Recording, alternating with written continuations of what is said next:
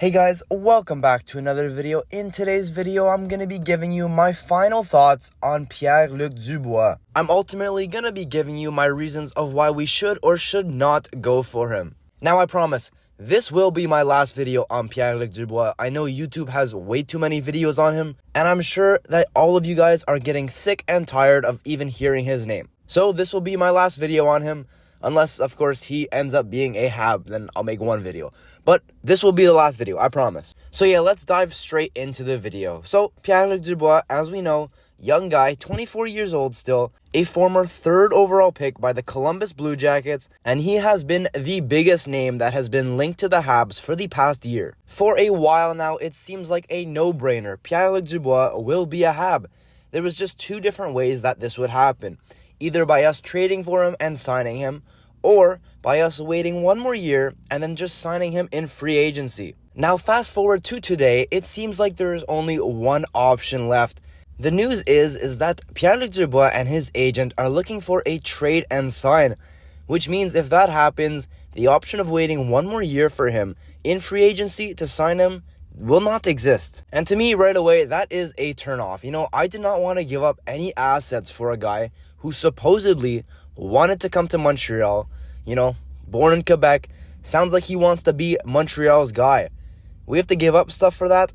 I don't know. Already something that's not really looking good. So whatever, let's just say that Kent Hughes ends up getting a nice trade, you know, something that's not too expensive. Maybe the Florida first round pick and some B-tier prospect. It would still suck to give up stuff for a guy that wants to come here, but in reality, that would be a cheaper trade for someone like PLD. So yeah, let's go with that example. We end up trading for him. Now the next step is to sign him, and it's looking like PLD and his agent are looking for a long-term contract at about $9 million per year. You know, if I'm Kent Hughes, like, the road comes to an end here. PLD, I'm sorry, but we don't want you here in Montreal. $9 million per season for a guy who's been traded twice after requesting trades, who has put up a maximum of 63 points and has not yet reached the 30-goal plateau. $9 million, man, that is way too much for me. Some other team can enjoy him. To me, adding a player like PLD was always a very helpful idea and was really someone who could complement our future top 6. But it honestly seems like we're losing more than we're gaining at this point if we end up going out and making this trade.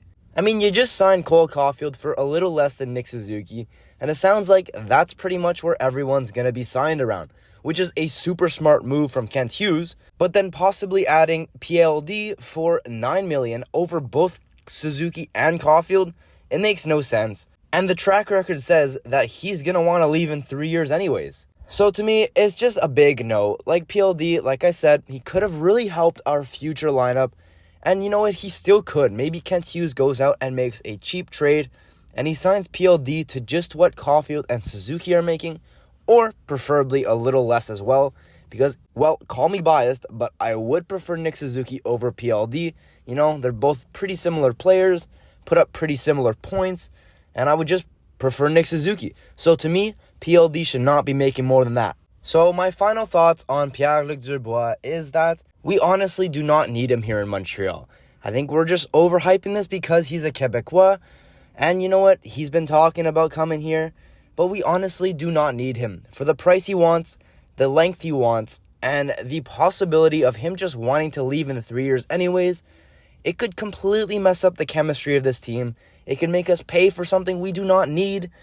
It's just a big no from me. So anyways, guys, that is going to do it for my final thoughts on Pierre-Luc Dubois. Like I said, I promise this will be my last video on Pierre-Luc Dubois as long as there isn't a game-changing, NHL-breaking trade involving him to the Habs. I will not be making any more videos, I promise.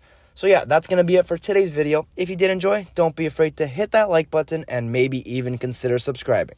Now with that being said, I'll see you all next time. Take care.